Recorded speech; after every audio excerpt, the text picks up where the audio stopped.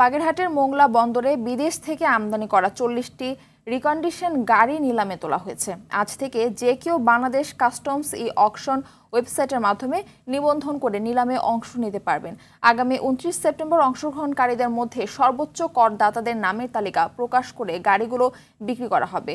এ বিষয়ে মোংলা কাস্টমস জানায়, আমদানি হওয়ার গাড়ির 30 কর্মদিবসের মধ্যে ছাড় করানোর নিয়ম থাকলেও আমদানিকারকরা তা করেননি। তাই কাস্টমস নিয়ম অনুযায়ী গাড়িগুলো পর্যায়ক্রমে নিলামে উঠাচ্ছে।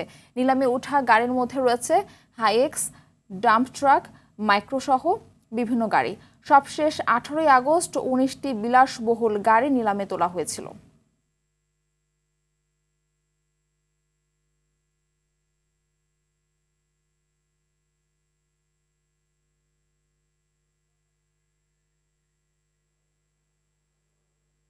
স্বাভাবিকভাবে পণ্য সমুদ্র বন্দরে অবতরণের 30 দিন পরবর্তীতে গাড়ি বা পণ্য সামগ্রী নিলাম উপযোগী হয়।